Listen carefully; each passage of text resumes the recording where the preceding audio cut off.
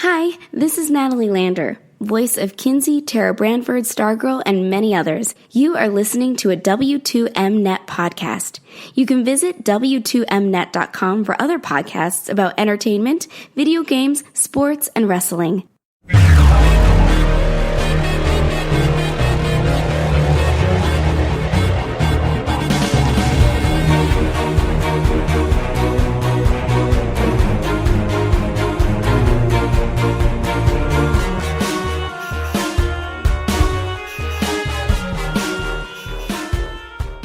You are listening to Video Games to the Max.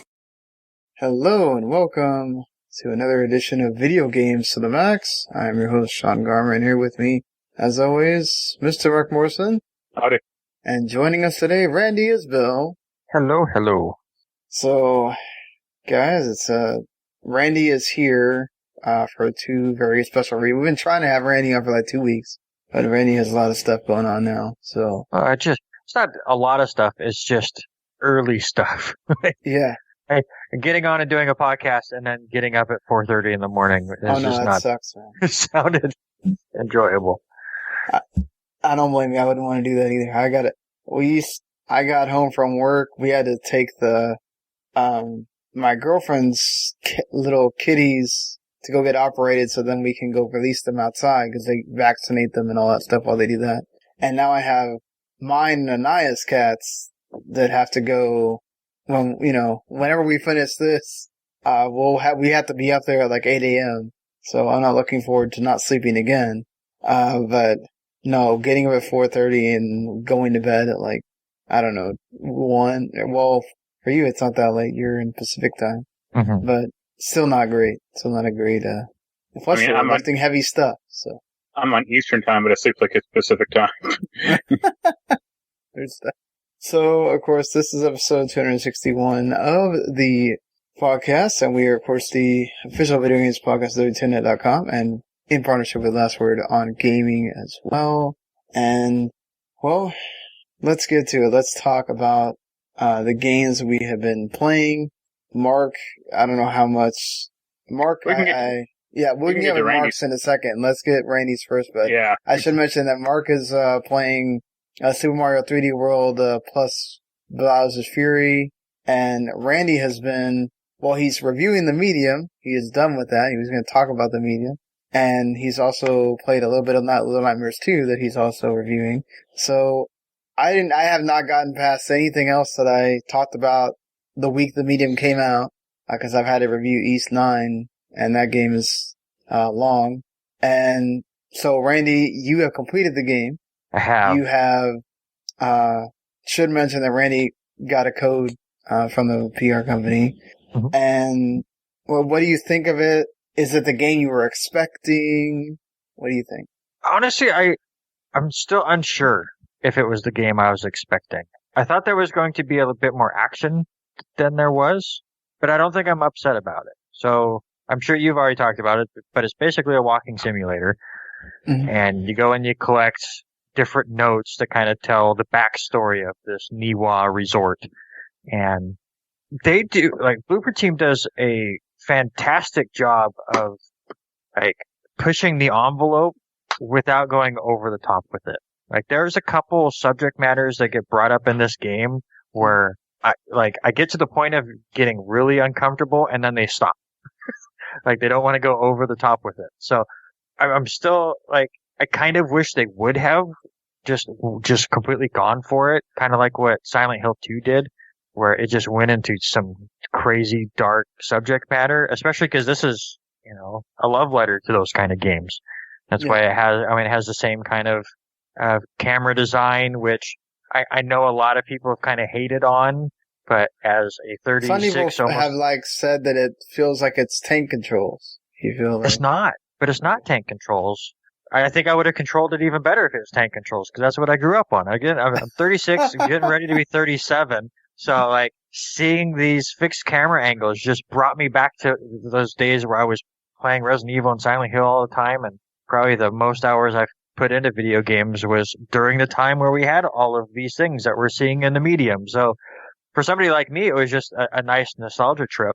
But in the end, I feel like it was a great first effort, and I want to see more from them, but it didn't nail things home. Like, the ending wasn't what I was expecting. I won't get into any spoilers or anything, but I was really hoping for this big final act, and it just continues on with the same stuff you get throughout the game, and it just doesn't have a lot of different notes in it. I was hoping for different kind of gameplay features to be popped up, but in the end, it's hide and seek with the monsters, so you don't get caught, because you can't do anything about it if you do, and get to the next story beat and go out and find the notes to get the backstory and kind of rinse and repeat. So I'm hoping that they're able to do a second one, because I like bits and pieces of this, but I don't know if this one nailed it home, and I really feel bad for them as far as like a overall view standpoint, because everyone was going into this game and was like, this is the first Xbox Series X exclusive game. It's going to be great. And I was like, well, that was supposed to be Halo, and now they've thrown it on this game, which is just a nice side story. I play it for 6-7 hours, I think is probably what I put into it. Mm-hmm. And it's like you just walk through it and experience this creepy resort and the stories they want to tell with it. But I enjoyed my time with it, and like I said, I really hope to do a second one. So had you played any of Bloober Team's games before this? I've played a little bit of Layers of Fear, and then I was going to play Blair Witch just out of curiosity. Like, I downloaded it on the Xbox and then just never touched it. But I've played Layers of Fear, and I liked what they did with that. So I'm excited to see where they continue to grow, because that's all they've been doing is these kind of psychological horrors the last few years, and they seemingly get better and better with them. So just give them another chance. I want to see the Medium too, because they do kind of leave things off with a little cliffhangery feel to it. So I'm hoping they go with it. There's a part late in the game, and now that I was doing research to do the review on it and was putting it in there, it made perfect sense. But it gave me the most, like, obviously the game feels Silent Hill-ish as all hell. But there's a part late in the game where I was like, oh my, when did I start playing Silent Hill? Like, this song starts playing that you find on a radio, and then come to find out that Bloober Team has put in it was the Silent Hill composer and one of the singers that were in some of the Silent Hill songs. They did the song. It made complete sense. But I do have to say, I want to thank them for letting me. We got the review code like a day before the game came out, and it was this weird feeling that every single achievement I popped was rare. So it's like, that's cool. You got to the resort. Here's a rare trophy or a rare achievement that nobody else has. I was like, cool. Yeah, he's like, you've picked up one object. Congratulations. I felt like it has some of the telltale kind of thing of like, oh, you got past this point. Here's an achievement. Mm-hmm. But everything was rare, and then I wasn't. So I started it. I played a bit of it that Thursday night. It came out Friday. I wasn't able to play it again until Sunday, and I never got another rare achievement because everyone had passed me. Yeah, I mean, that's kind of what happens, especially with a game like that. That, you know, if you really if you have the time, you could probably beat it in 2 or 3 sittings. Yeah. So absolutely. Do you feel like one of the major, showpieces that they kept making a big deal of in the lead up was the having the 2 worlds?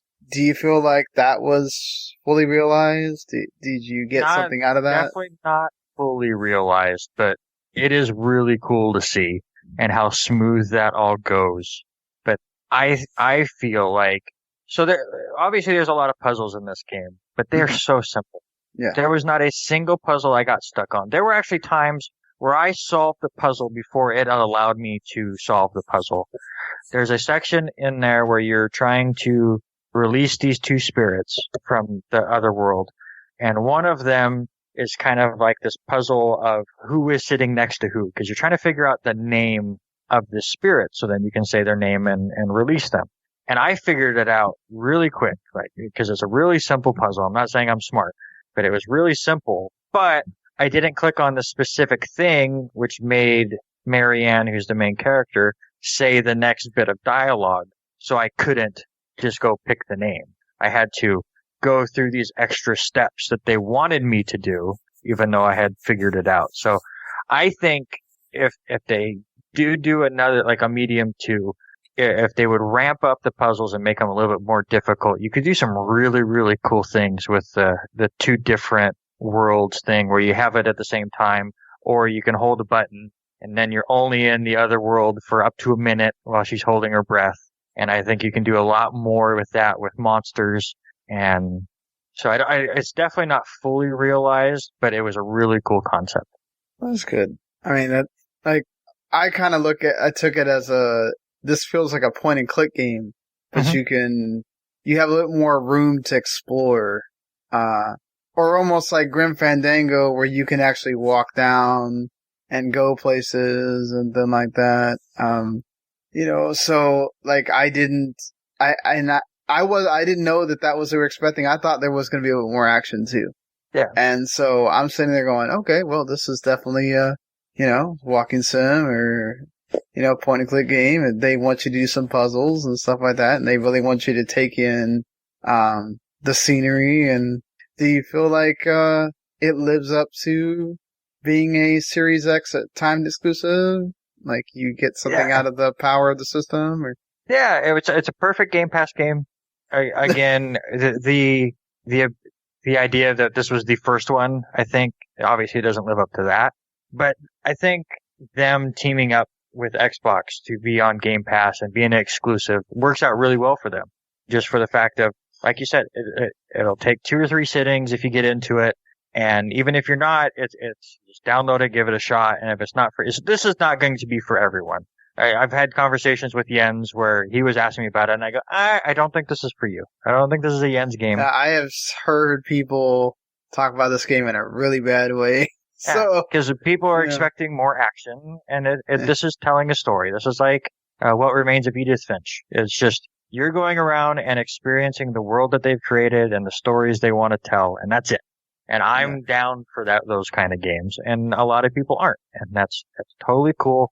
But when you mix in great storytelling and the Silent Hill vibes, I'm totally down with it.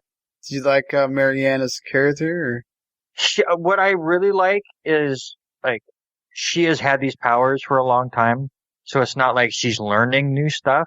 Mm-hmm. And what they do really in a really cool way is like she'll read a note, and then at the end she will tell you the feelings that she was getting off of it, which just kind of adds in like this note felt really somber, or this note had a little bit of excitement to it, or it just kind of adds that little bit of spice to it, I guess, which really helps in a game where you're not understanding the feelings that are coming through the notes. So she does a really good job. The little girl Sadness that you meet in the game is a really interesting character.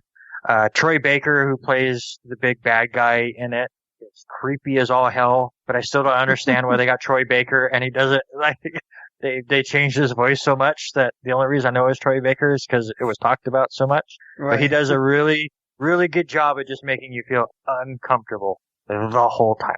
That's good too. You need that in those kind of games, And I mean, you also have a lot of experience with like Resident Evil and all that stuff, so I think, and these walking sims, do you feel like maybe that helps with making the puzzles easier, or is it just that they're that easy? I mean, again, I've played a lot of games that have these kind of puzzles, but there's not one, they didn't have one puzzle where I was... Yeah, you had to think too long. Even tripped up. There's one puzzle that I think could have tripped you up, but there's a fail safe to it. So Marianne has a insight ability, which again, I felt like they didn't use enough, where she can kind of see objects. So, like, say one puzzle, you need to cut something, and you're looking at this desk and you don't see scissors, and you hold the insight button, and you can see that there's scissors in this one drawer, and then you can open the drawer to get it.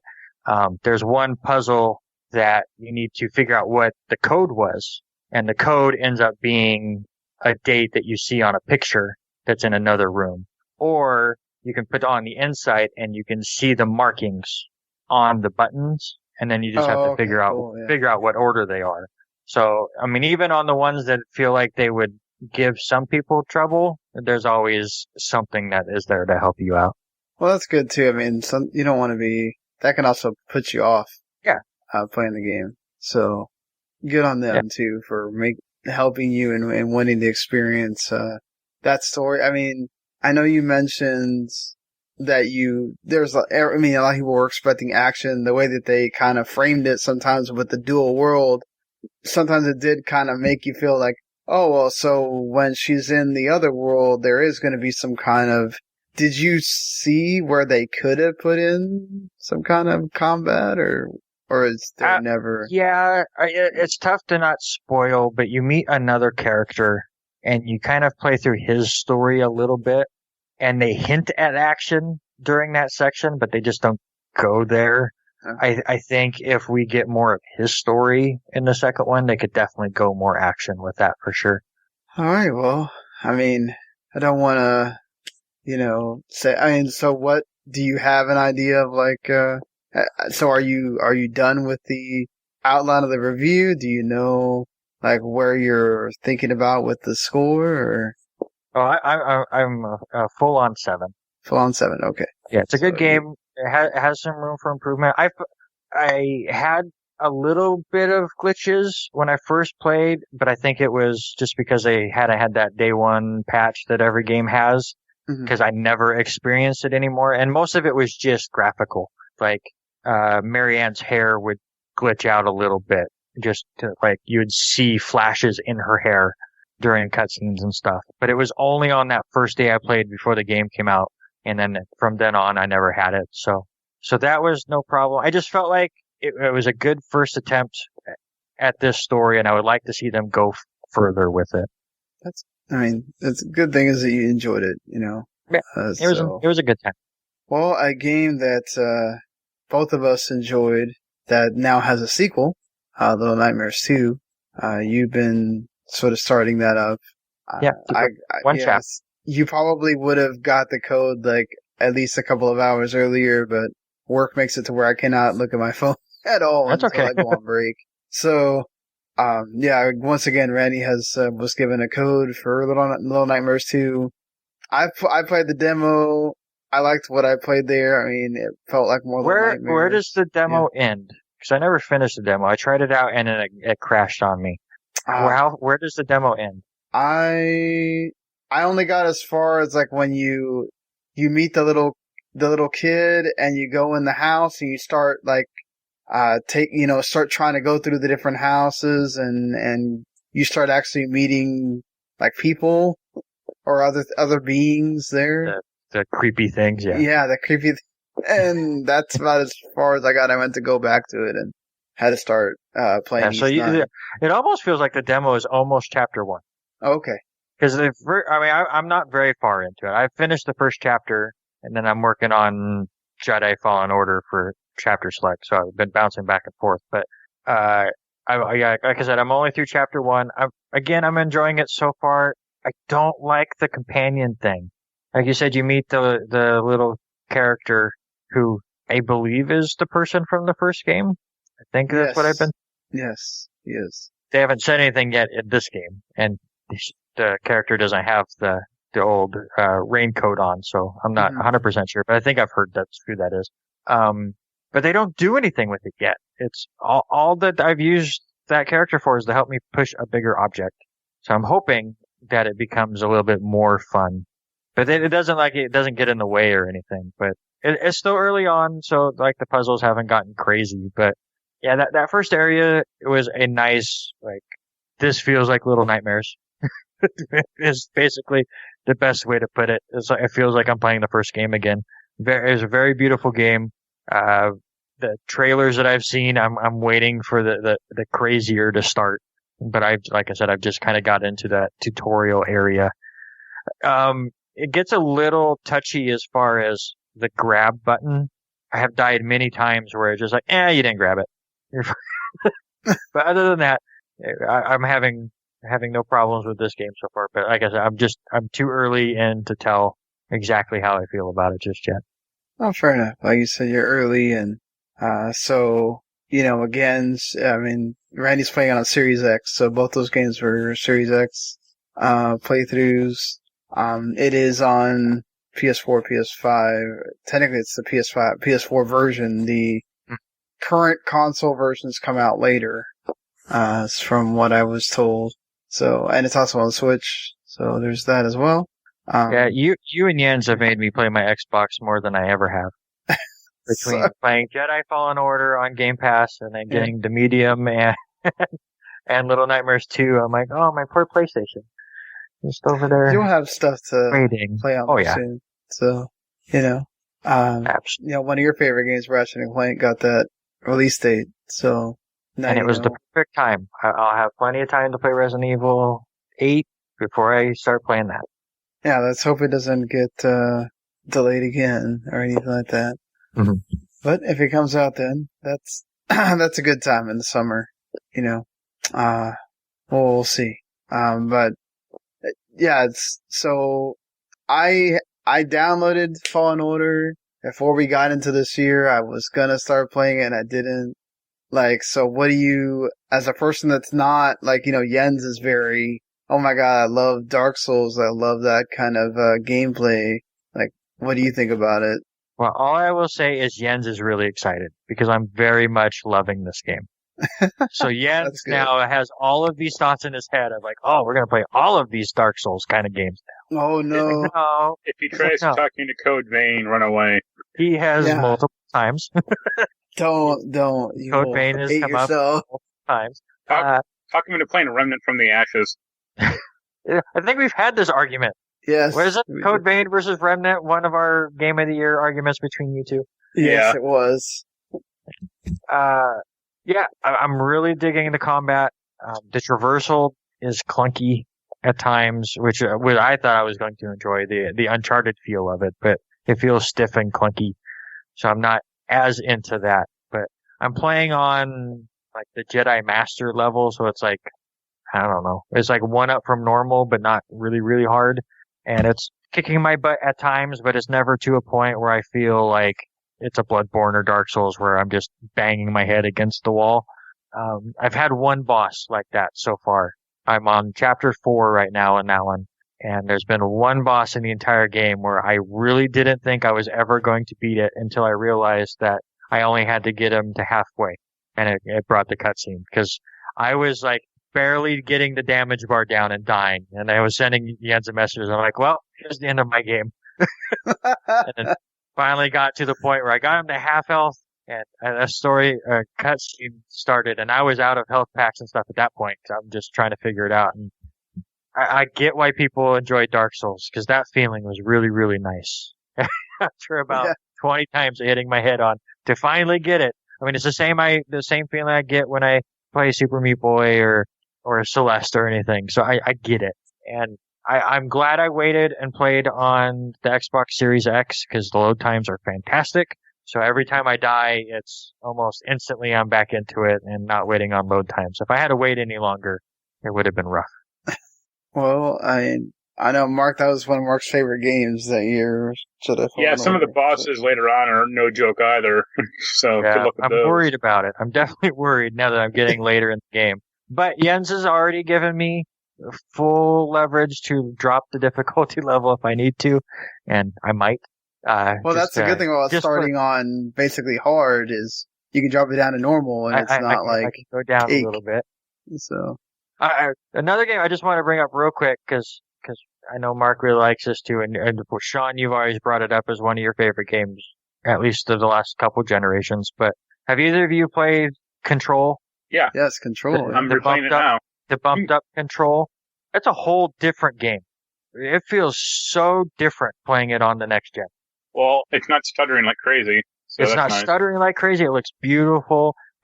Every time I hit the menu button, I'm not worried my game's gonna freeze. It's so nice. I'm having such that's what I've been playing on my PS5 is Control.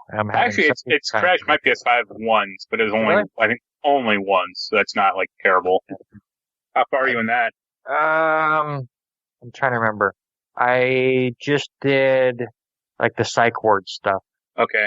I just got going back. I was getting ready to go into the mines. Okay, yeah, I'm further. I just have the levitate power, so. Okay, yeah, I haven't got there yet. But I'm doing more of the side stuff than I did. My goal is I'm going to beat that stupid boss you wanted me to beat in the original. Oh, the big plant thing that poisons you constantly? Yeah. Mm-hmm. Yeah. They added like some jukebox thing, like some like weird battle mode thing in that game. Nice. I think that was one of the DLC things. Either not the DLC, like it was an extra thing that they added. Okay. I found like some jukebox token and I asked the guy, and he was like, "Oh yeah, just go down this hallway and you'll find a jukebox where you can just keep battling enemies." And I'm like, okay, why would I want to do that? Like, or you get materials. It's like, okay, like this game, you don't really need it. Yeah, like you get enough. Trust me. Like, I'm sure I will have to, because I'm sure there's a trophy attached to it somewhere. Yeah, because it's like feed it like 10 tokens, and you fight like the ultra hard mode or something like that. So it's probably tied into that somehow. Control has been my try out the cloud service game. I did it with xCloud on my phone, not connected to Wi-Fi, and then I tried out Luna with it. So it ran pretty well. I took it off the Ethernet just to make sure.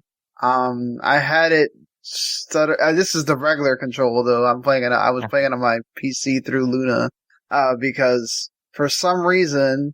Well, it's not for some reason. I guess because they're in beta, they cannot just, it's not like xCloud where they can run it off everything. Luna has certain things that it runs on, and I guess until they update the beta version, they cannot update what it runs on. So my Galaxy S21 is too updated to run. It can run on the S20 from last year, but not the S21. And then apparently it cannot run on my tablet A either. Which Marc also has. So I had to play it on my PC. And then the Fire TV, it's just like, the Stadia controller. It only works on your Fire TV if you have the Luna controller. So you can use your Xbox or PS4 controller. That's what I did. I used my PS4 controller, on anything else. But on the TV, you have to use the Luna controller. So I couldn't play it on the TV either. So I could only do it on my PC, and it ran pretty well.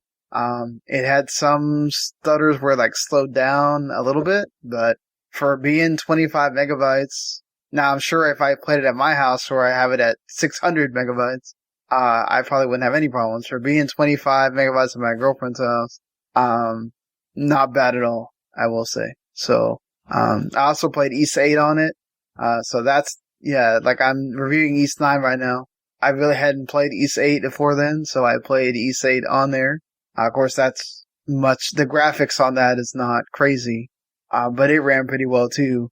So far Luna is passing the test as far as being okay. So, and for $6 a month, I mean, it has some decent games on there.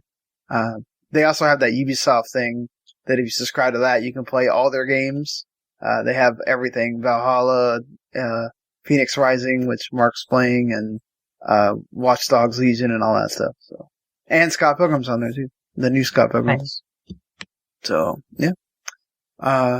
Mandy, I mean, I don't know. So, like, are you a huge Star Wars fan or? No. No? I'm not. I've seen all 9 movies. It was actually because of Disney Plus. I went, screw it. I'm going to sit down and I'm going to watch all 9 of these.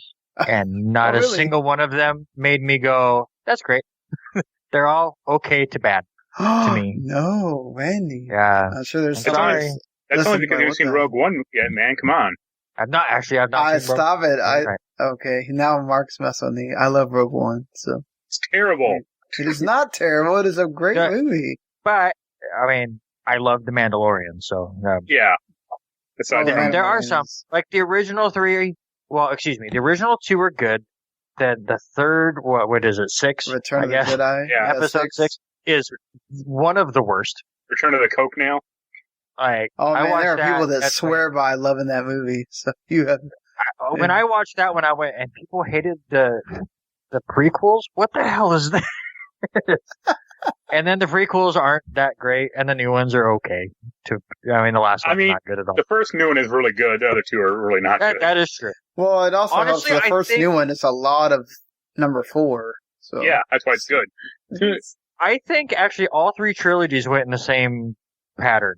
Like, I'm not saying The Phantom Menace is a great movie, but it was the best of the original or the prequels, and it just goes downhill. Like, it starts with their best one and it just drops. Really? You don't think Empire Strikes Back is better than the first Star Wars movie? No, I like the first Star Wars more than I liked Empire Strikes Back. But it wasn't like as big of a drop off as like 2 and 8. Oh God, no! The drop off at 2 is like one of the, if not, probably perhaps the worst. Yeah. But the last one in each trilogy is by far the worst ones. So you don't have any kind of big feeling when you're playing Fallen Order.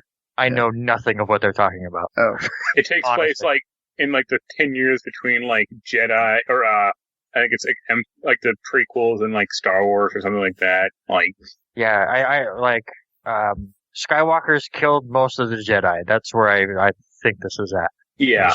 After I think Darth Vader pops up. He just popped up near the end. I think the dude from Shameless in the room and getting escorted out right before Skywalker kills everybody, and then growing up. I like the dude from Shameless. Like, I think he's a good actor in this thing. He really is. Hey, Jens and I were talking about that too. It's like, yeah, I love him in Shameless. I loved him in Gotham. So, and I'm really liking him in this so far. Well, that's good too. Well, Randy, I don't know if you had anything. Did you have anything else that you? I just want to say they weren't my front runners, but the 2 actors that they got so far for The Last of Us has me sold on this fucking show. Yeah, I mean, so how do you? Because I see a lot of people complaining that, oh, they don't look like Joel and Ellie. Blah, blah, I hate this. Just cast Troy Baker and Ashley Johnson, even though she's like 20 years too old. I just hope that they're in it. Just as side stuff. It would be fantastic. If they're just like, I feel like if Neil Druckmann is, involved, that he's going to find a way to give them characters or something. But I mean, I've seen all of the stuff on Twitter as well of this guy looks just like Joel or this girl looks just like Ellie and that's who they should cast. They don't. This is going to be a reimagining and I hope they take it in a But they don't need to look like them. That's not the point. Like, if you want it to look like them, then just put the video game models in there and you're good. But, Bella Ramsey crushed it in Game of Thrones and Pedro's been fantastic.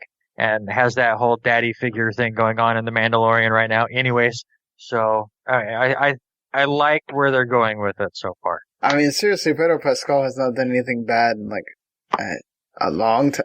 I mean, I watched the girlfriend got into Narcos really hard, so we watched both of those, and he's obviously a big part of that too. Not since Kingsman 2 has he been in anything bad. Yeah, so I mean, you watch him from that to Mandalorian, except for Wonder Woman 84. Yeah, but I mean, that movie as a whole is not. And he was in Game of Thrones as well, so. Yeah. Yeah, true. I mean, so, why not? I think he could play a Joel, and I'm very excited by those 2 announcements. I'm way more excited by those announcements than the Borderlands announcements. I'm a big fan of Jack Black, so. Him as Claptrap, I don't know, man. I don't know. Should have got Chris Tucker. That would have been worse. That would have been worse. Oh, the backlash, I think, on that would have been even worse. You're going for way bigger names for the Borderlands movie. Cate Blanchett, I feel like, is fine. So I had this conversation with Haley yesterday. Does the Borderlands movie, just from the casting, make you feel like they're going to go a Jumanji route? Only if they get The Rock. And these people, well, I'm not just going, because obviously there's Kevin Hart, but I'm saying like these guys get sucked into the game of Borderlands and then they're playing the characters. I get that feeling. I don't think we're going to be in the world of Borderlands the whole time. I feel like that they're going to start out as real people and then get sucked into a game. Not since Captain N, the Game Master. Why are we remaking that? That's what I want. Well, that'd be Nintendo, and they apparently didn't want to make the Netflix shows because people found out about them. So, that's. I mean, it wouldn't surprise me if that's what they did with Borderlands, but it'd be disappointing because you want to feel like you're in that world. I mean, Witcher has already kind of set that bar really high. with a Or even, Netflix like, show. Sonic. Yeah, and then you got Sonic too. Well, Sonic was also set. It wasn't set in like one of Sonic's worlds or whatever. It was set on Earth. So, I think that's a little bit different. Where you don't want to feel like it turned into an isekai where like Jumanji. Oh, we went to this world. No, it should be in Borderlands from the beginning. It's Borderlands. I agree. Like I said, that's just a feeling I'm getting. I agree with you. I hope it's not. The only thing I would say is I think Kate Blanchett's like a little too old to play the Siren, but that's just me. I agree in that she's too old. I don't think it's like a terrible casting. No, it's not bad casting, but like I guess in the game she's like the character is portrayed as like 20, or like mid 20s. Yeah, no, definitely. And she's supposed to be like the one that's the guys are supposed to like be. Like, ironically, like Karen Gillan would have played that pretty well. That would have been cool. Yeah, that would have been cool to have her as that. As already has the red hair. So, yeah, exactly. So again, they're going for like known names for this thing, I guess, because they can. Whatever, if it works for them. I don't think that they're gonna have another. Well, I mean, what makes Jumanji work is that you have people that seem to. That are all kind of like, they're also like known for other things as well, and they all kind of come together and they all have this like sort of comedic sense with each other. Whereas this could really be a lot of like, oh, we're just mashing a bunch of people together, aside from Kevin Hart and Jack Black, so we'll see. Who's left that they haven't casted yet? The other two bounty hunters, the other two guys. One guy wears a mask and like, he doesn't. The big like Mexican Latin and like guy, right? Or is he from 2? I think that's from 2. Okay. They haven't cast the one with the goggles, right? That's from that's the pet guy I'm talking about. Yeah. And then there's Brick, there's Lilith, she's a siren. There's the hunter guy, Bloodwing, and then Roland is a soldier. So they have to cast like the Brick guy, which would be Dave Bautista, probably. I wouldn't have a problem with that. That'd be fine. Bautista in anything. I mean, I don't know that I'll ever play using him to replace Marcus Phoenix or anything, but I didn't think that was terrible either. They just need to get the actress who was the angel in the game to be in this movie as well. All right, man. Well, have you seen the? Are you interested in this G4 revival at all, Randy? Or? Well, yeah, Xavier Woods is in it. I'm curious. Yeah, but he's also in wrestling, and that doesn't work either. Yes, it does. He's fine in wrestling. I don't mean him specifically. I just meant WWE in general. Well, I mean, they did get Adam Sessler and Kevin Pereira to come back, so I don't know if they're going to be doing their same roles. But well, they're hosting Attack of the Show. Oh, they're going to host Attack of the Show together? Yeah. Okay, that's fine. So what are they going to have Olivia Munn do? Well, she's not confirmed back yet, but not doing anything else. So she'll probably get her own show, or I assume. Oh, Lord. I don't know. I hope not. Yeah, I just like that Xavier Woods comes out in G4 trunks now when he wrestles. I wonder how long it is going to take them to actually... I still don't... is this going to be an actual channel? Is this going to be a thing where they just have... I think it's supposed to be both. Like, it's going to be a channel, but then also, like, you can watch anything on YouTube or, like, watch highlights or something like that. Because if it was just going to be, like, a YouTube network, they wouldn't be getting these people. Well, I mean, most of them are former G4 people. Yeah, but they're also happy probably in living obscurity. Like, or, it takes money to get them back. Well, especially Adam Sessler. Every time he talks about that, he seems a lot more happy with it now, but like before they were doing the survival, every time he talked about it, it felt like he had more, less than pleasant things to say than, That's not a surprise. Yeah, poor guy. And I would more hope that it's more just an internet thing. I think they'd be more successful that way. Yeah, I mean, I guess it could be like a channel, but not like on cable. Right, like it's a channel that runs and you can watch stuff or you can watch it on demand if you want. Yeah, make But it like it's a Roku app or something. Yeah, they could do that too. Yeah. They could make it like another one of these HBO Max, Hulu, all that stuff, and it's just G4. But all right, Randy, I know you've got to. Yeah, it is bed. Off to bed. You guys have a good one. Yep, later. One last thing, since you're the one that liked Crash 4, are you gonna check it out on the? Is it a free upgrade? Let me see if it is. It does Which not. one? Yes. Crash Players who own the game on the last gen platform will be eligible to free next gen upgrade. Then absolutely, it was a good game. I enjoyed my time with that. I want to see what they do. I'm curious what they can upgrade with it, other than just graphics. But yeah, I mean, it'll run faster, sure, run nicer. Oh, I don't know if I can go faster in that game. That game's hard enough. I wanted to go slower. Give me a chance. Oh, it's fast by default. You cannot slow it. No, it's just a hard game. Especially when you're trying to get all the damn gems. I'm never platinum that game, and it makes me sad. Maybe, you can't platinum all. Yeah, no, I definitely do not. But that one for sure. All right, guys. I'll talk to you soon. Later. See ya. All right. Well, thank you, Randy, for being on once again. And man, always nice to be able to have someone on and talk about the games that are happening that have come out recently. So that's awesome that we got to have him on for this one. So, Mark, I don't know how far you are in this Mario 3D World. I played the first level, played the first world of the first 3D World, and I played kind of the first area of Bowser's Fury. Okay, good. So you don't have to actually. They're two separate things. You don't have to beat one to play the other. No, it's just in the menu. You can just swap to either or it's just exit to title screen and button over. Okay, that's good to know. Yeah. So 3D World's fine. I never played it before. I don't know if you did or not, but I did not. It's slower than it's slightly slower than a regular Mario game. It's also where a lot of the cat bullshit came into play. Why do you say cat bullshit? We both have cats. You like because cats, right? Well, it's just like trading on the internet cat meme thing that,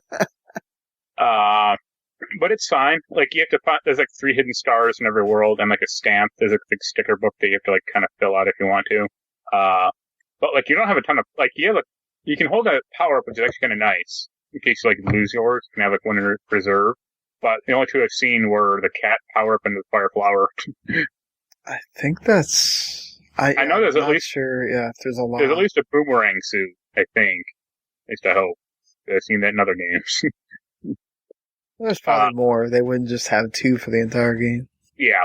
But it's okay. It's just slightly slower. And I'm not quite set on the perspective. It's just, slightly camera gets in the way occasionally.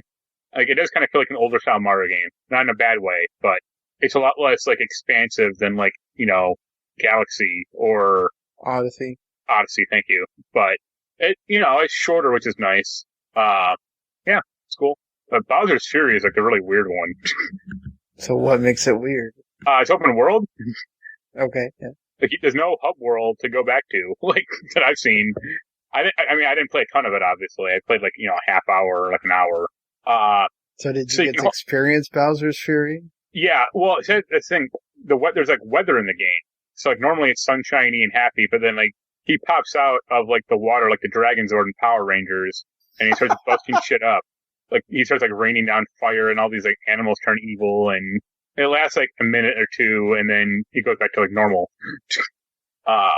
So in, the original 3D World, you can hold on to 1 power-up, and this one you can just hold on to, a bunch of them. You hold them in, awesome. reserve. So there's, the cat one, fire flower, boomerang suit, a leaf-looking thing, and then, there's at least one other one also. And you can hold on to, a lot of them. I don't know if there's, a limit, but I'm holding on to, 4 cat suits right now. It's all right, cool. Probably more because of the unpredictable nature of, when Bowser will come out. Yeah, so. Right. I like that one more. I mean, so far, at least. I like the idea of an open-world Mario game. That's pretty interesting. It's not like Odyssey or, the old ones where it's, disparate worlds. This one feels pretty much you can kind of go wherever you want, really. And right now I'm, trying to, restore these lamps or these, lighthouses to repel Bowser. He teamed up with Bowser Jr. because his dad is on the crack or whatever and he's all evil. But yeah, it's cool so far. I'm enjoying it for like the hour I've played. Well, that's good. I'm glad that you are liking the new addition to it, and then get to experience 3D World. I mean, I don't think many people did, because 3D World is on the Wii U, right? Right, yes. Yeah, that's why no one played it. It's another one of those Wii U ports. This is like the last Wii U game, right? No, I mean, there's... because obviously they're helping with Breath of the Wild 2, if Monolith Soft could actually... There was a lot of gamepad stuff with Xenoblade Chronicles X. So, they really could knock most of them out, aside from Xenoblade Chronicles X, if Nintendo announces that they're doing like a lot of stuff for the Legend of Zelda 35th anniversary. If they do some kind of collection like Mario. Well, the one I want to see is, I think it's a bad game, but I'm curious if they could fix it, was, not Wind Waker, the Twilight Princess. Sword? Or Twilight Princess? Yeah. Well, I think definitely Wind Waker is coming. Yeah. Well, I really disliked Twilight Princess when I played it. And I know it came out, like they re-released it on the Wii U. And I hope they fixed it. Yeah, I wouldn't be surprised at all if... And they could really do a lot with that. Like, I hope that we can...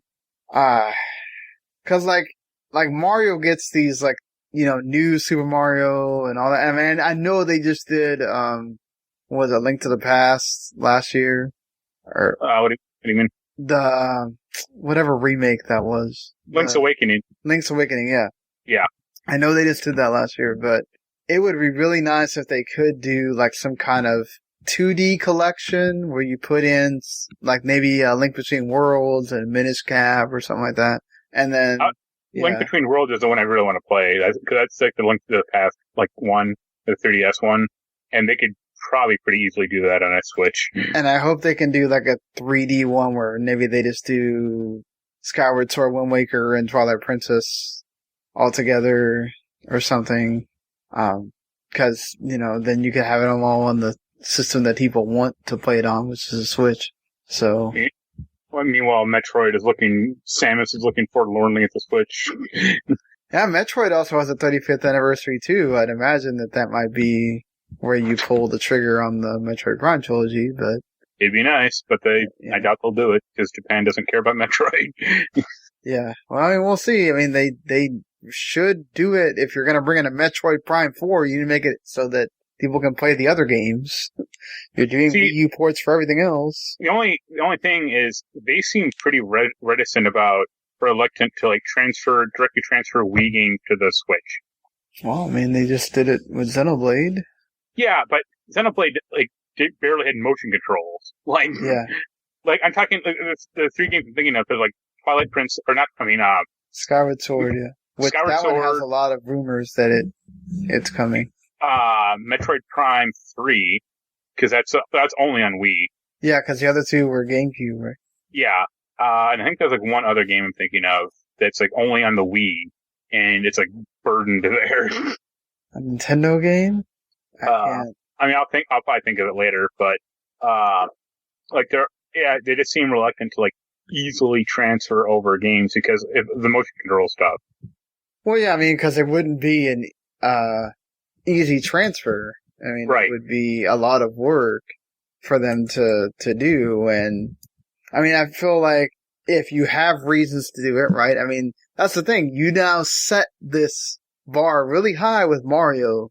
And I get Mario is the cash cow, but Zelda is also another huge IP for you. You kind of need to treat Zelda somewhat the same.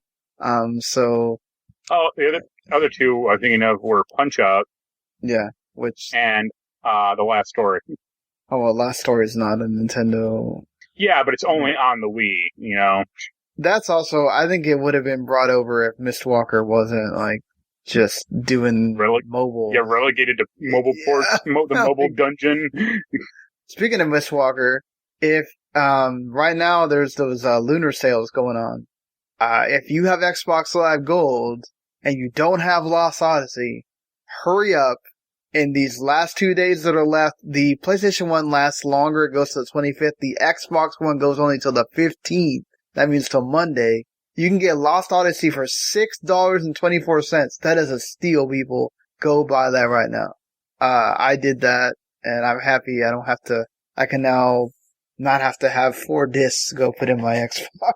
Yeah, I mean, I think I actually do have a digital version of Lost Odyssey also, but I kind of like the novelty of having a 4-disc Xbox 360 game. Blue Dragon's also $5. I got that too. Yeah. So I would, go support Miss Walker with that sale. I wish the last story could come to something. I actually have the deluxe version of that for some reason. You do? I got it from Amazon. It was when Amazon was blowing out Wii games, so it was $10. Okay.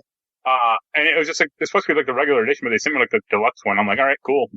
Yeah, not gonna complain there, right? And it's not super super great, but it has a little hardcover art book and the soundtrack, and I think that's about it. But hey, why not? Yeah, go for it. I really feel like we're gonna see something.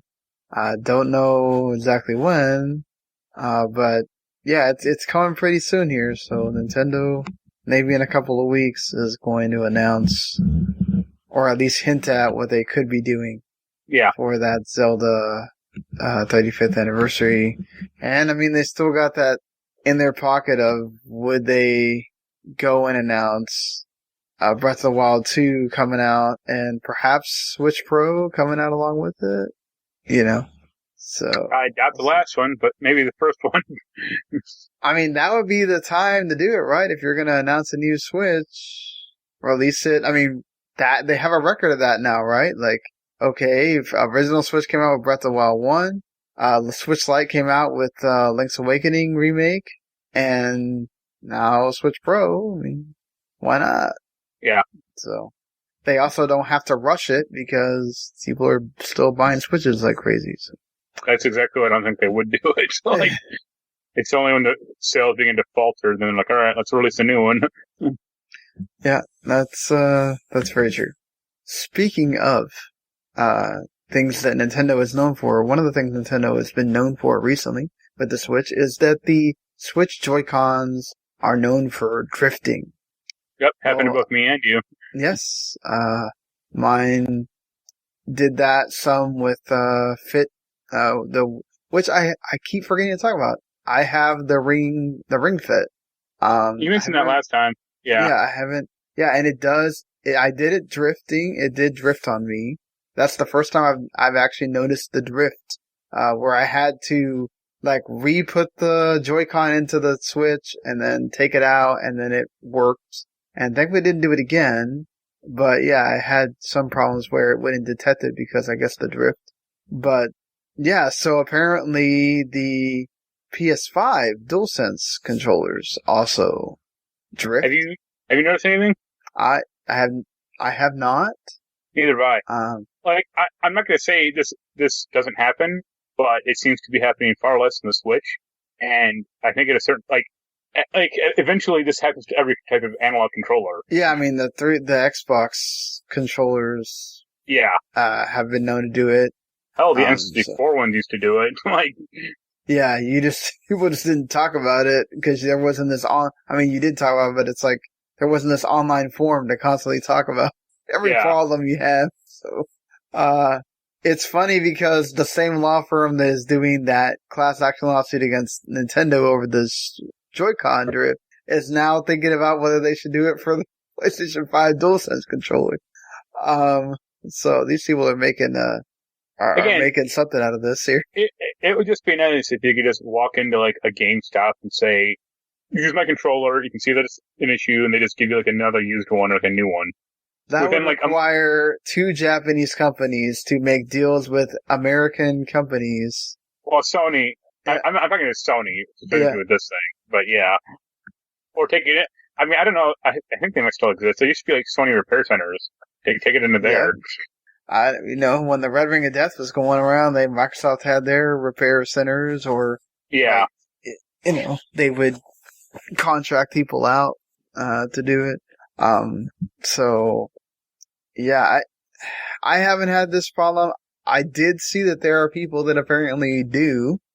So I saw it on Twitter. A lot of people talking about how their DualSense does drift, and they've had to have it replaced. They actually had to. Actually, Keith, who's was on the show, he said that he had to do a heck of a lot to prove to the Sony people that his did drift.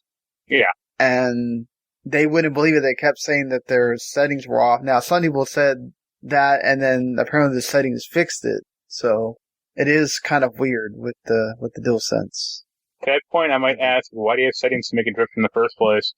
I think it was one of those things that it didn't really do it for people until you get it into all these people's hands and people start messing with the settings and, Also, like, he's a known Keith is like a known quantity. Like, it's not like Joe Blow off the street. Like, he's he is a tech guy. Like, yeah. I mean, Sony doesn't know that, but I'm just saying, like, yeah, he's gonna know. Yeah, they could look him up, or they could go like, "Hey, what's your job?" And he can go, "Oh, I reviewed Sony games. I review PS5 games." Just yeah, it's weird. Like, obviously they don't want that getting out there.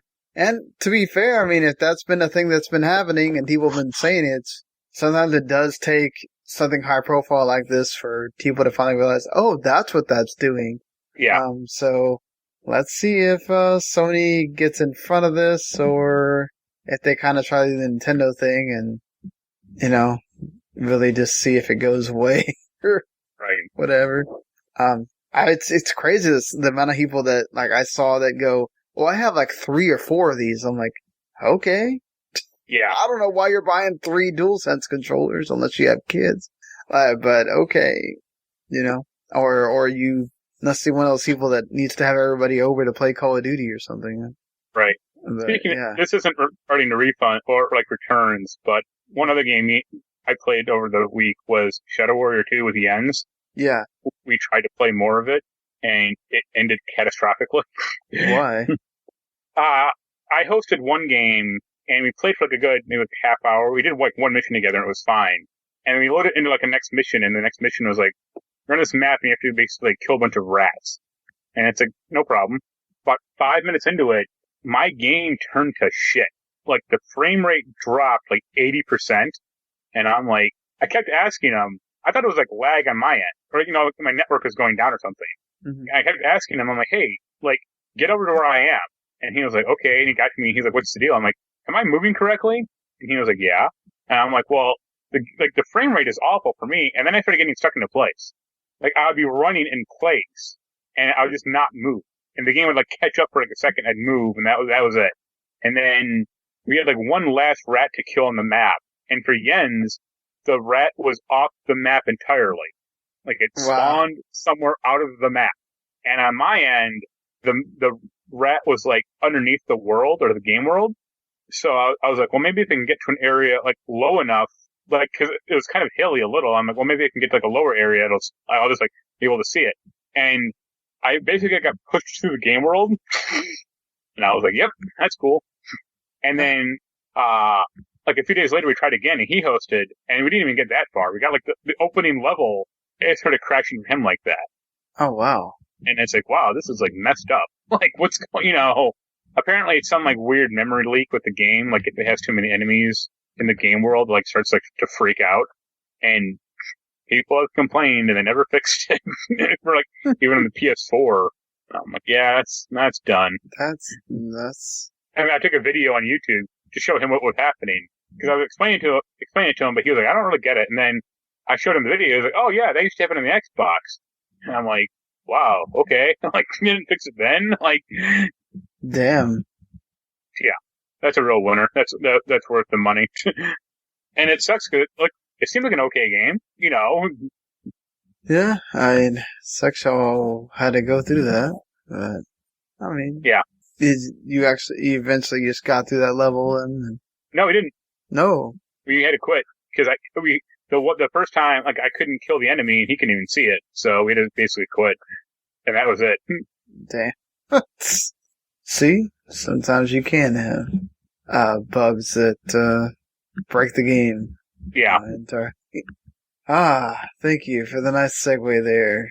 The company that's been dealing with bugs since the release of their game, CD Projekt Red, unfortunately had their data stolen from a cyber attack. And this also includes source code files for Witcher 3, the development engine, and Cyberpunk 2077 and Thronebreaker Witcher Tales. According to these hackers, they supposedly sold it, they've sold it and are continuing to jack up the price on that source code. I think it went for $7 million, or it's going for $7 million at this point. Yeah, supposedly. Yeah, that's insane. I mean, here's the thing: is let's say you're buying the source code. What are you going to do with it? You're going to put out Razor 1911 Cyberpunk, 2078. Even if you bought it, you can't do shit with it. Yeah, and then what? Oh, you're going to destroy it. So what? You can't if you need to put Witcher 3 in. I mean, would it affect their bringing it over to PS5 and Series X? I mean, I imagine someone else at that company has a source code on the machine somewhere, or some backup, even if not though, I don't think they care either way. It's more embarrassing, but it's okay, you got the Witcher 3 source code. You can't do anything with it.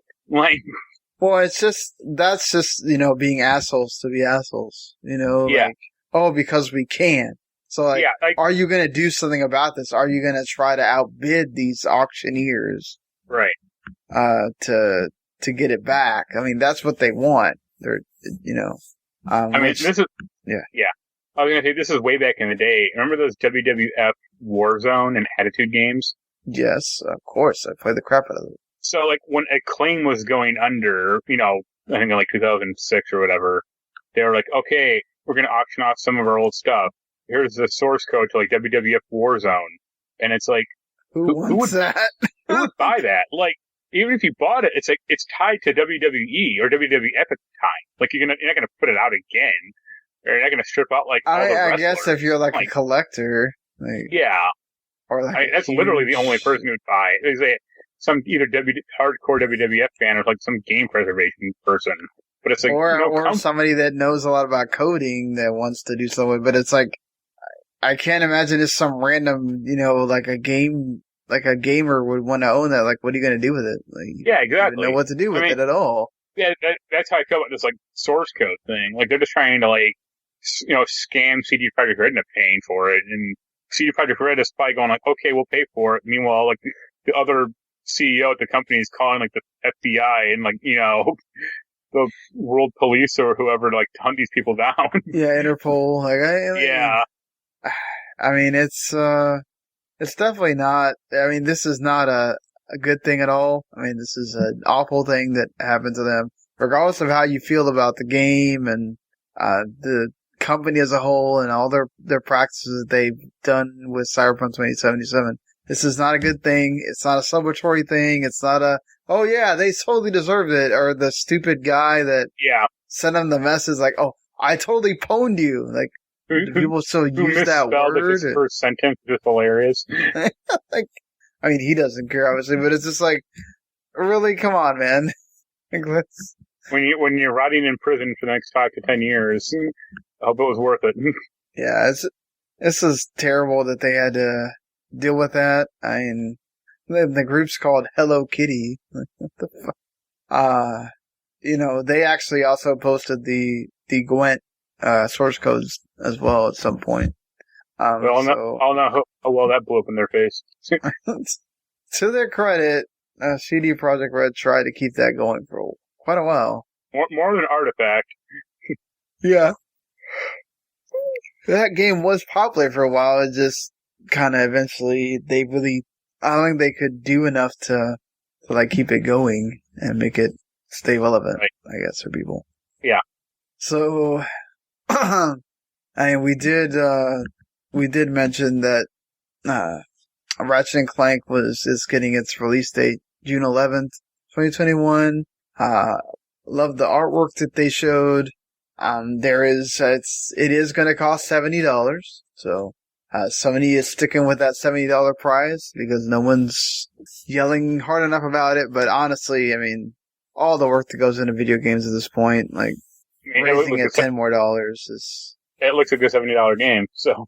Yeah, it does look like a $70 game, an $80 digital deluxe edition, which comes with 5 additional armor sets, 20 Ratinentium to put towards upgrading weapons, sticker pack to use in their first ever photo mode, a digital art book, and a digital soundtrack. So you are getting some stuff for that $10 upgrade there.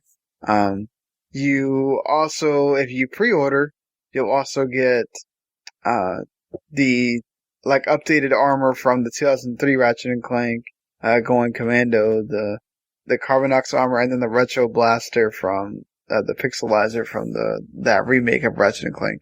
That's the one I liked. But that's like the Ratchet and Clank game I got into. Yeah, so cool that you're getting all that stuff. I mean, I think that's a good time frame, June, to release that game. And yeah, I mean, a summer game.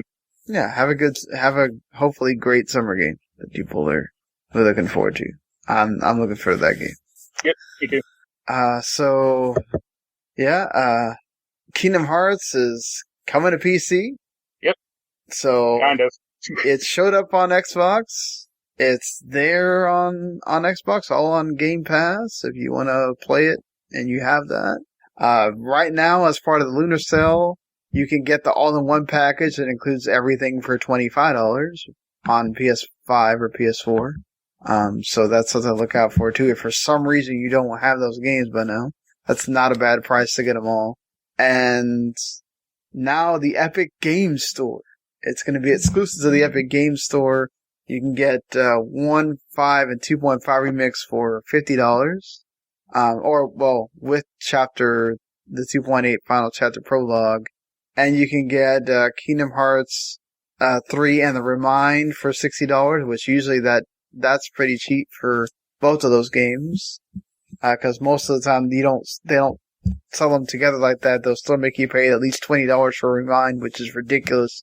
Remind is like an hour and a half of gameplay and then a bunch of story stuff. And then, of course, Melody Memory, which I enjoyed, just didn't get to play a lot of.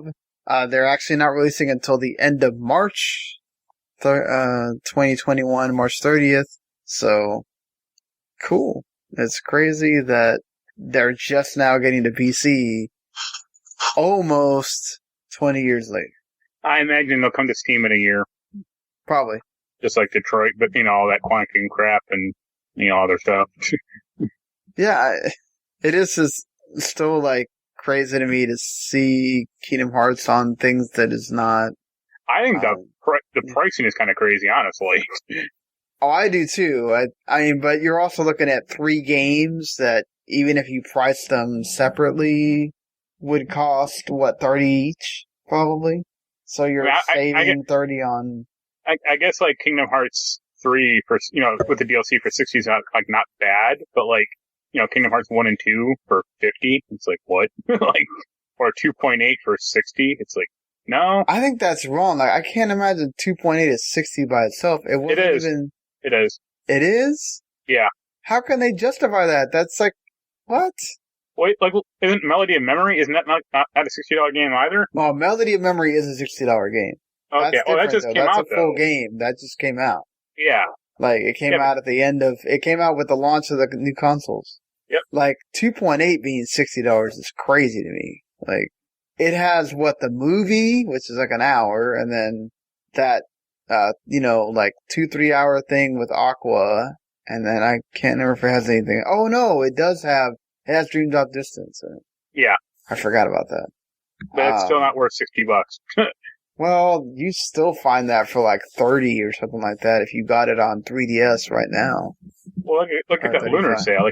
You just said you can get all this crap for $60 anyway. So yeah, literally, unless you're just dying to have it on. I mean, unless you're just a PC only person and you've been dying to play Kingdom Hearts for all these years, if you have even a PS4, I would buy the all-in-one thing for $25.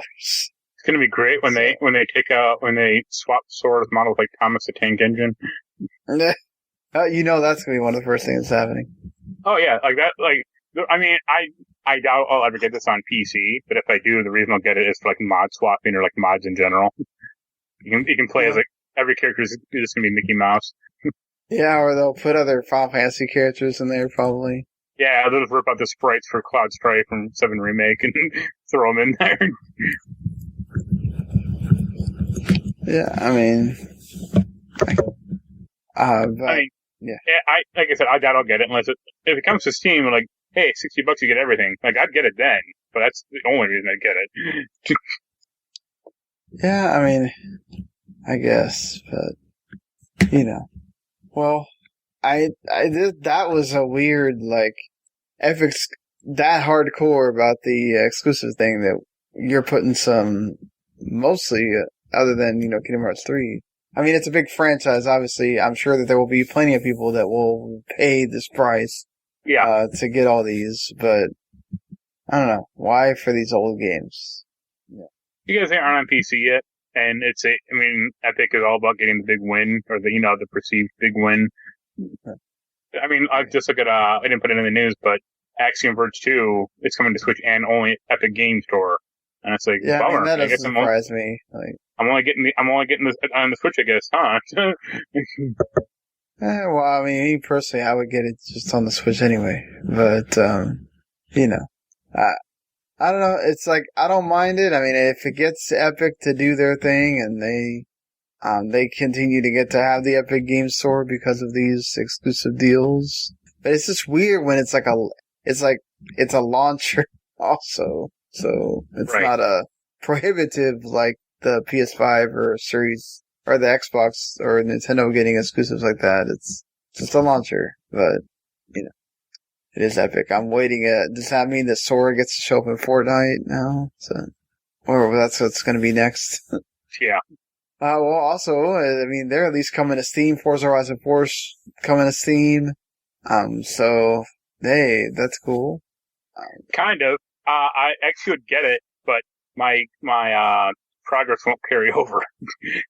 Well, that would make sense, I think. I mean, they're trying to promote, like, the cross-play and save across their ecosystem. When you start putting that on other people's ecosystem, I mean, I guess to that point, I would say, like, yeah, but their ecosystem is basically non-existent. So, well, I mean, you still, if you buy a game that is supported by the Play Anywhere or the what's that other thing called now that they do for the Series X?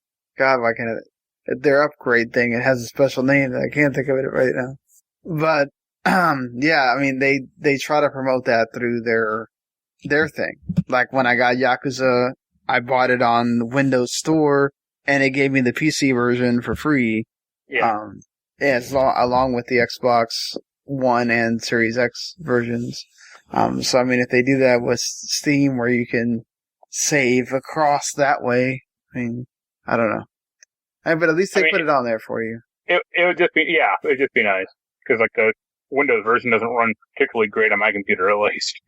Yeah, like, it's the same thing with Sony or some of these third-party studios, like, why, other than, like, why are you doing this whole, we're not going to support, like, bringing PS4 saves into the PS5 version. Like, right. Like, why? I mean, yeah, we talked about that last week about Yakuza. Like, we didn't know if saves were going to work for the PS4 or the PS5, and they don't. And it's like, well, damn. Like, I guess we're not going to play apparently PS5. For Judgment, the same thing. It's like, yeah. Okay, well, I mean, if it can't work natively, they should just do what Watch Dogs Legion does and say, okay, upload your save to the cloud, and then we'll convert it to a PS5 save. Yeah, at least. I don't know. It should be about making things easier for people, not making it more difficult for people to enjoy your game in any way that I mean, I get it. They want people to buy the actual version and not just upgrade from the PS4, but still, it would be nice if you thought about the people buying your games as well. But, it is what it is, I guess. On that. something that I'm still a little bit like perplexed how they're going to do this.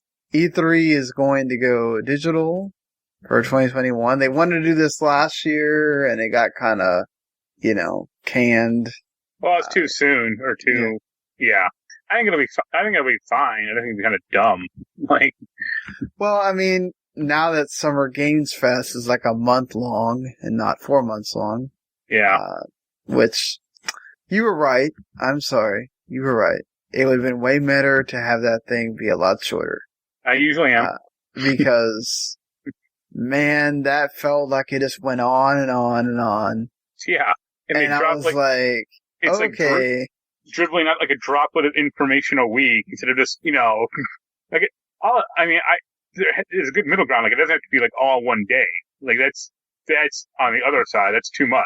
But like, have it be like a week or two. That'd be fine. Or even like a month. Like, no problem. Yeah, no. It just got to the point where it's just like, oh, this thing's happening. Oh, it's also part of Summer Games Fest. Like, this, thank God I don't do news right now because this would be torture.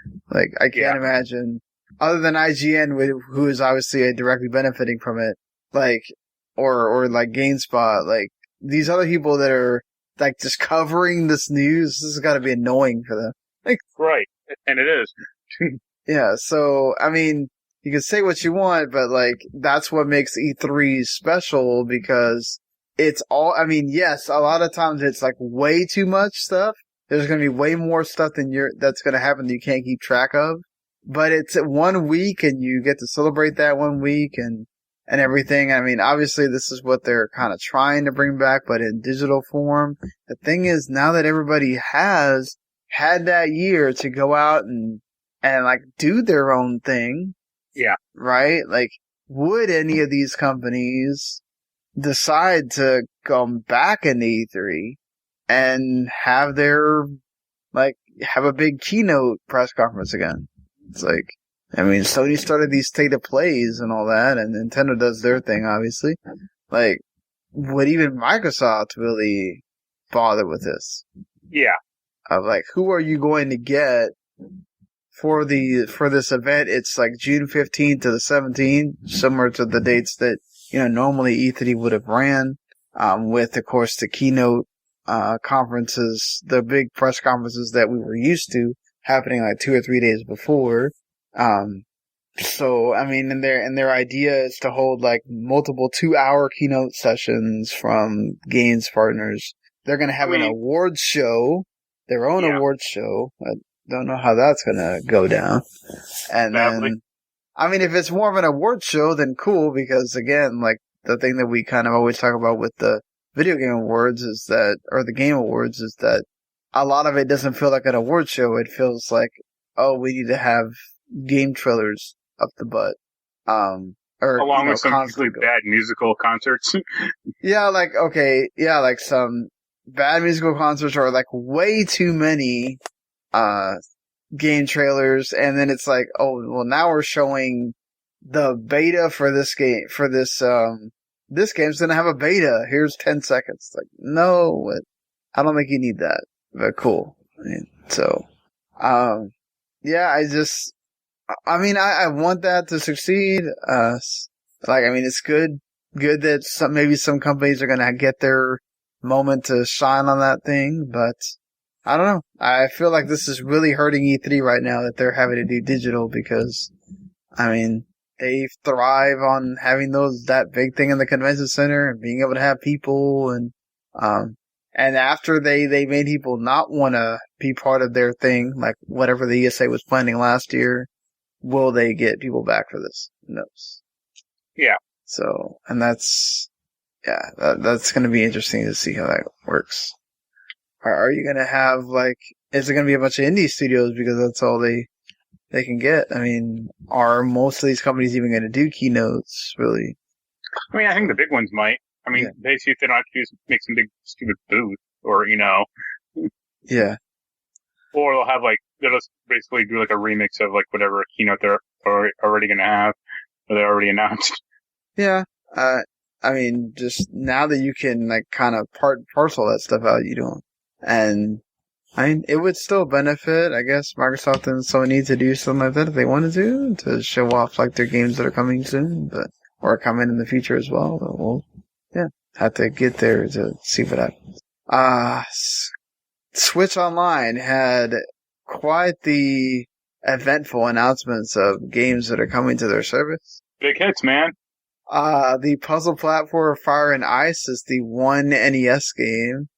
Fighting game Doomsday Warrior for the SNES. Prehistoric Man, which I feel like I do remember playing at some point.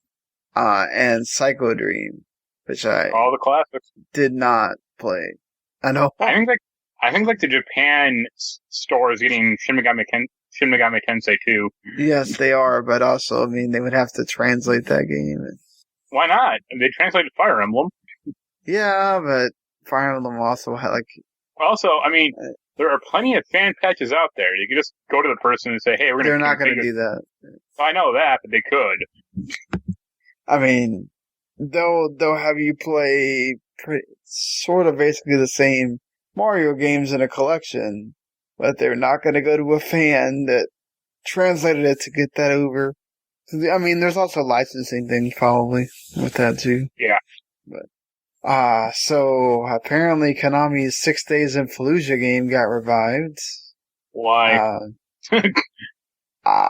Don't know. Yeah, just well, I like Konami's process. Let's not bring back Metal Gear or Silent Hill or Speaking In. Let's bring back 6 Days in Fallujah.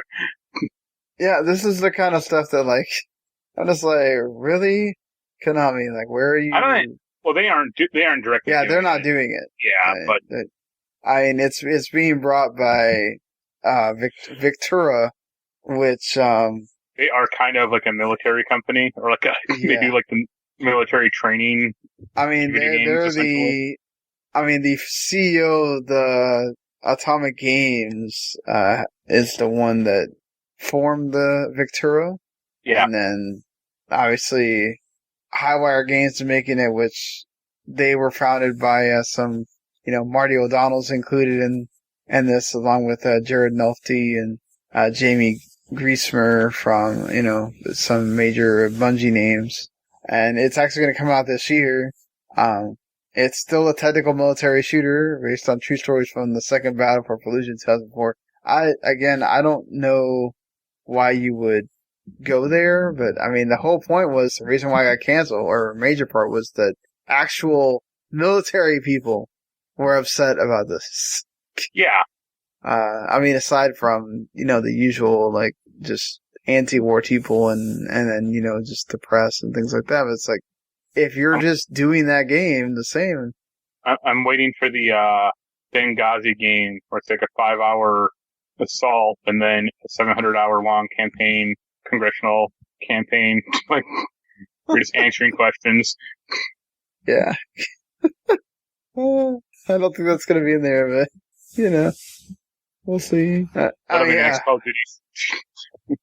God, I don't know, let's take the silliest, ideas and bring them. I mean, I think the reason you kind of got away with it in, World War II is because it is, well, A, seen as a victory, generally speaking, and then B, it has enough reference to the source material or to the, events.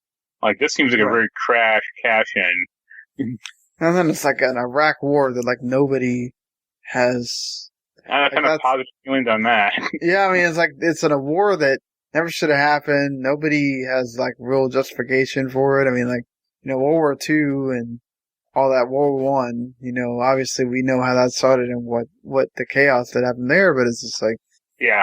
Iraq wars, let's not celebrate that or make something, unless you're going to tell a story, like a human story from that or something, but I don't know, where you're actually involving gameplay from what's supposed to be some battle from there. I don't know. Yeah. Not a good taste. Black Hawk Down, movie licensed game. Yeah. It's why? Not everybody makes the best decisions. Speaking of that, Warner Brothers has apparently patented the Shadow of... I mean, they've been trying for years, and they finally got the patent to go through on February 23rd, which is in about a week. I saw a lot of people bitching about this, and I couldn't quite figure it out. Well, because everybody's been trying to figure out why nobody had made a game based on the Nemesis system before this. Yeah, but like, I mean, I know WB has been trying to patent it for years, but they didn't do it. You know, like some other company could have made the same damn thing. Yeah, but just knowing a big, huge company like Warner Brothers is trying to patent it can put off a lot of people from trying something like that. Also, like, there have been other instances of companies patenting game ideas or game concepts that no one really batted an eye at.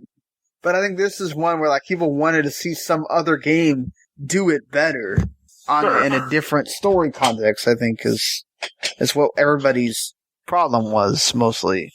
I mean, now you have to just buy a license from WB to use it. Instead of calling the Nemesis system, call it the Arch Enemy system. Oh, no. I'm here. Sorry. My headphone cord came out. Oh. No, I just said instead of calling it the Nemesis system, call it the Arch Enemy system. Yeah. Why not?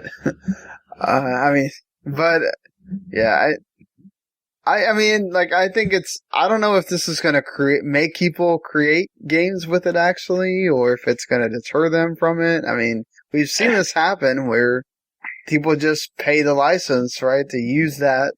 I mean, yeah, but I guess that's my larger point is, like, you would think in, 7 years, some other company would have gone, game publisher or game developer to say, hey, let's try to use that also. Even without this copyright being in place. Or, even without, yeah, they're trying to do it, but they didn't do it. So. Right, but again, like, if you have a legal team at all, and that legal team does some kind of investigating, and they call Warner Brothers, and Warner Brothers says, well, we're trying to and then my legal team would say, oh, you're trying, but it's not gone through yet? All right, peace. Yeah, but I mean, remember, game development is not something that happens from one day to the next. I mean, by the time I know that, things going, yeah, like I said, it's been 7 years, or 6 years. Well, whatever the reasoning is. Also, I think that system, at least in Lord of the Rings, is uniquely tailored for that type of genre. Like, it would be weird to do it in, like, an Assassin's Creed game, or, like, other types of, like, franchises, I would say. You have to see somebody actually try to see if they can make it work, right? Yeah. Assassin's Creed, it could. It would have been, like, better than, like, Watch Dogs, but they have no. Oh, yeah, I totally agree there. But, Ubisoft now would have to pay for that. So. Yeah.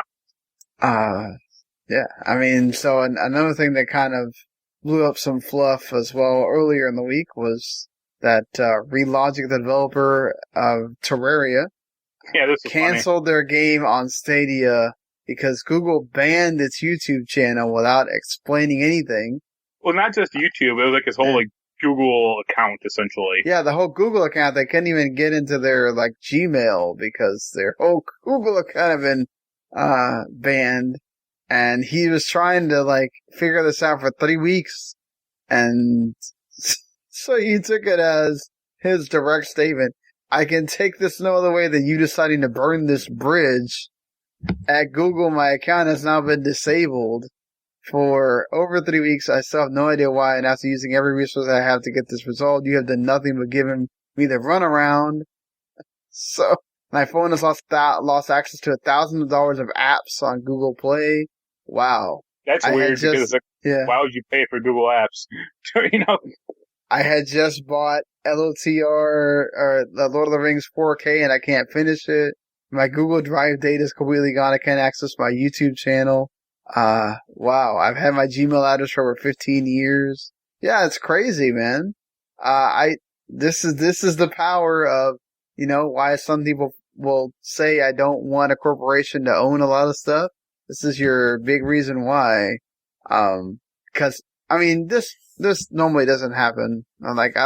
They still have not said why this is going on. I mean, it's probably some weird automatic thing like what happened with that Dr. Disrespect guy in Twitch. He never got an official straight answer about why his, account got, deleted or banned or whatever. I mean, but you can kind of infer why. This is just... Well, yeah, that guy's a jackass. That makes sense. Yeah. but this is just like, okay, your Google account just stops working, and he's making a game for you. This is essentially a business partner. Yeah.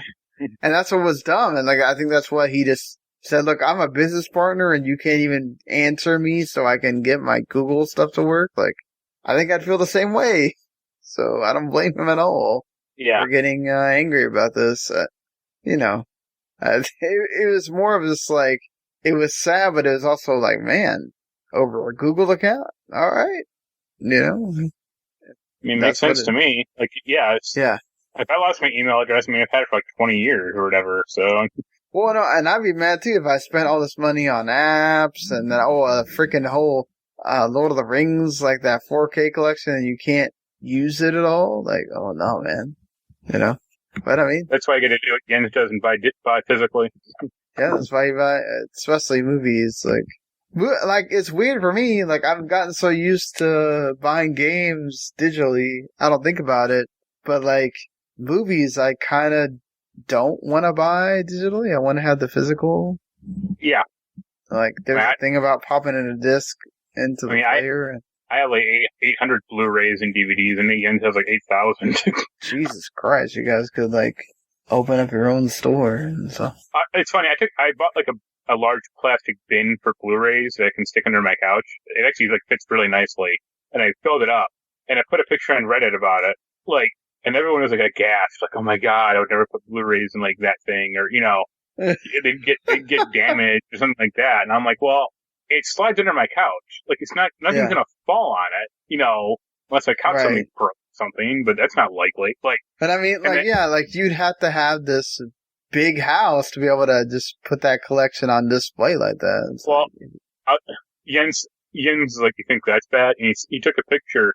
I have a small bin that can fit under my couch. It's maybe 4 inches big, 4 inches tall. He has 6 bins that are 2 feet tall, a foot and a half tall. In his closet, it looks full of Blu-rays and DVDs. Wow. If I showed that picture to people on Reddit, they'd have an aneurysm. Probably. Also because, why are you buying something if you're buying it to stick it in your closet? You haven't talked to him much about movies, have you? Well, he does, especially those, more classic movies. Yeah. Anything from the 60s and he's there. Okay. I wonder if he has watched. No, he has not. I can answer that definitively for him on this one. We all run into that problem where we buy stuff because it's on a or whatever. That's my Steam account. That's why Game Pass would be nothing for me because I already have a huge backlog of games. I talked to him and he's I'm playing Nier Automata, and I'm well, that's a good use of your time. It's a good game. Don't get me wrong, but you have 10,000 other games you could and should be playing, and not something you've already played before numerous times. That's Jens. That's what he likes doing. He'll go and do that kind of thing. Yeah. Anything else that you want to mention here? Want to talk any about what happened, the 2 big cancellations this week? Sure. I meant Joss Whedon and then Gina Carano. I have sort of no idea. What's her face? Gina Carano. Yeah. Gina Carano, she is not being censored because she's conservative, folks. If you are that delusional that you believe that that's what it is, I'm sorry. She is retweeted anti-Semitic stuff. She has posted transphobic this isn't things. This is offense. Yeah. No, it's a multiple offense thing. And then she doubles down on it. She doesn't say, "Oh, I'm sorry," like every other person of that. Yeah, James Gunn said, "I'm sorry," and he got blacklisted by Disney for almost a year. While. Yeah, almost a year. And people are mad because she. And he said dumb shit 10 years ago. Shit that only came up because somebody dug up their old tweets. This is somebody that was doing that not too long ago. It's just boggles the mind. My thing is okay, even if you believe that stuff, why would you publicly say it out loud? Like, I know, it's like, this is not new. I mean, it's like, you're a celebrity. We are in this culture where you really need to be accepting of everyone. Like, this is gonna hurt you PR-wise. Like, you pissed off Disney. I mean, you're gonna now be under the microscope for any other major corporation. You're gonna get people that are gonna follow you everywhere now to, like, I'm sorry. I mean, like, I don't like cancel culture either. I mean, she needs to be sorry about it and show remorse, obviously, but it's like, you also bring this on yourself by not, I mean, it's like, we're trying to, I mean, the world is becoming more of a trying to make things inclusive place, and you're doing the opposite when you're a high profile person working for, on one of the biggest shows there is on The Mandalorian. I mean, that's going to catch up to you eventually. She was supposed to get her own show, or that was supposed to be that Legends of the Ranger, or whatever the hell show that, Oh, man. Yep. That's not great. Yeah. At all for that. So. You watched that What We Do in the Shadows show? No, I always mean to, and never. The actress on there, her name is Natasia Demetriou, I think. She's Romanian. She kind of went through the same thing. Like, her Twitter account, like, it was somewhat unclear if it was hacked or if she had multiple accounts. But, like, her main account started, like, retweeting, like, anti-Semitic and racial things. Like, very heavily racist things, I should say. Yeah. And, like, no one jumped on her, but she just immediately deleted her account. And it's like, yeah, that's probably the smart move. Like, exactly. Don't leave it up. Don't just delete the tweets, because then somebody will find something else. Like, you need to just delete everything. Yeah, go off the grid for a while and then come back and say, "Oh, I'm better now." Not the next day say, "Hey, I'm making a movie with Ben Shapiro, one of the worst Nazis in America." Yeah, like, some people just don't make the smartest decisions, frankly. So, yeah. I mean, I don't feel bad for her per se, because she had time to, like, try to fix this and didn't. Yeah, so. I mean, she's been given a lot of chances, and she's never apologized for anything. And it's like, okay, well, you obviously feel that way then, so later. Yeah, like, you're admitting guilt to this, and it's not helping you, and then, I mean, okay, fair to you to stand by your beliefs and everything. But, I mean, also just, it's like, there's just certain things that you don't, just keep that to yourself.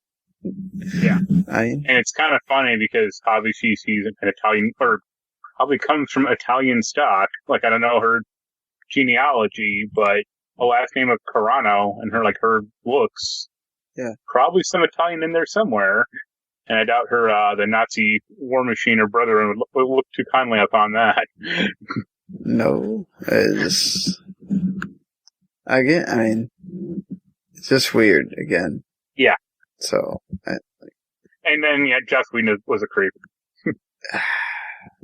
Well, that's kind of been, like, privately known. Or, it's kind of been under the radar, but now it's blown up way bigger than ever. Yeah. I mean, Michelle Trachtenberg, I think, was the latest. Yeah, she was the one saying, like, "Oh, he wasn't allowed to be in my dressing room or, like, my trailer alone with me." That's and it's like, never a good sign. You were 15. Like, why was he? That's what gross. What happened there? I mean, but that's gross, though. It's like, what? Why are you? Well, she's like tap dancing around it. She didn't say like, "Oh, he exposed himself" or "he tried to touch me" or something like that. She just said like, "Oh, there was a rule that he couldn't be alone with me." So it's like, what happened? I mean, something was known about him. Yeah. Everybody, I'm surprised it didn't come out when he was doing more high-profile movies. Like Avengers? Yeah, like, why? High-profile movies? I mean, like, that's the thing. Like, why?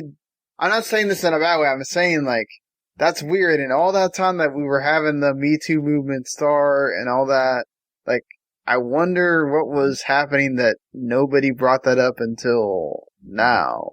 Weird that he wasn't one of the people that also got, wrangled into that then. Did you, speaking of that, did you watch the latest WandaVision episode yet? I have not. No, not yet. Well, this isn't a huge spoiler, but she shows up in like her old comic costume. Yeah. You know, like big, like red, you know, outfit and like, band and everything.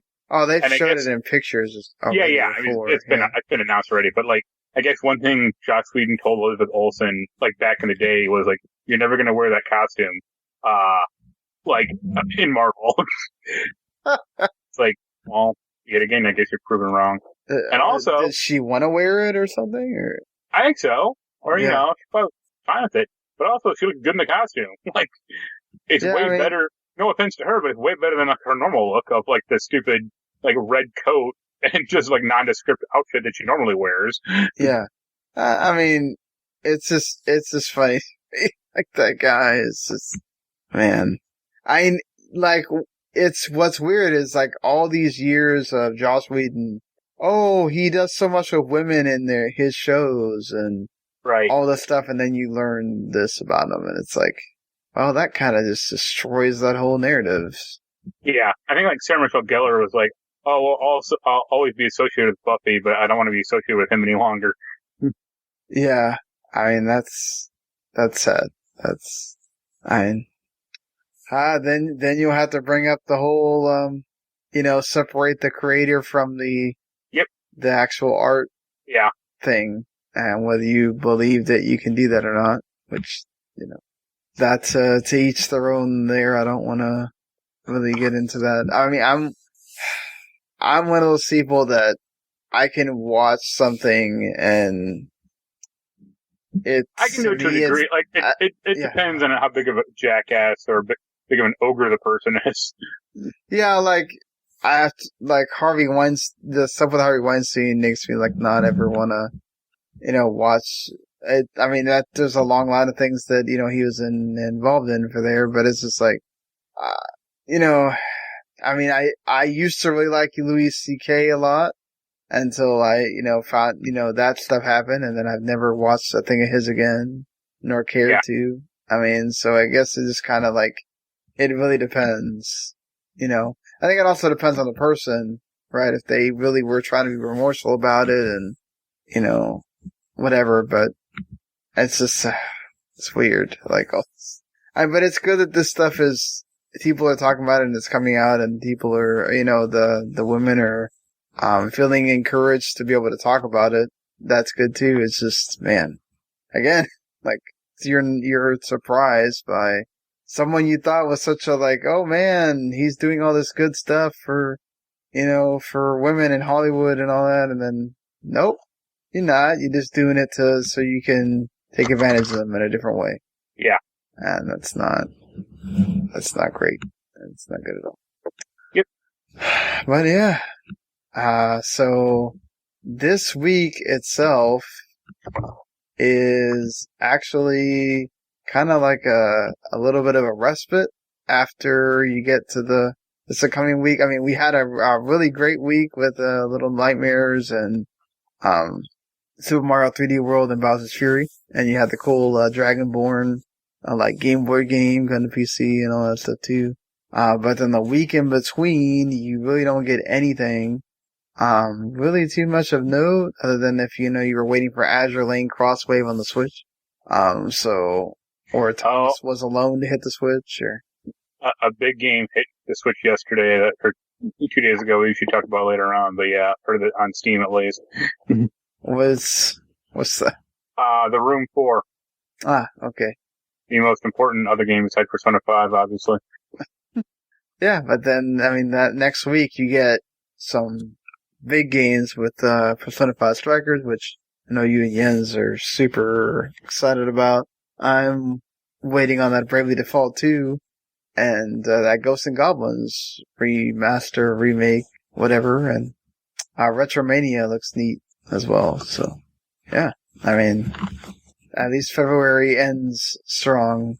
Yeah. There as well. So, you have that. That's cool for everybody waiting on that one. But yeah, that's it for your upcoming titles.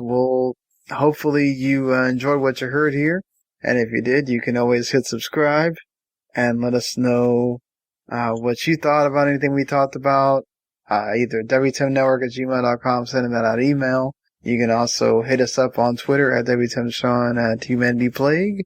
Like the Facebook page, WTM Network. And, well,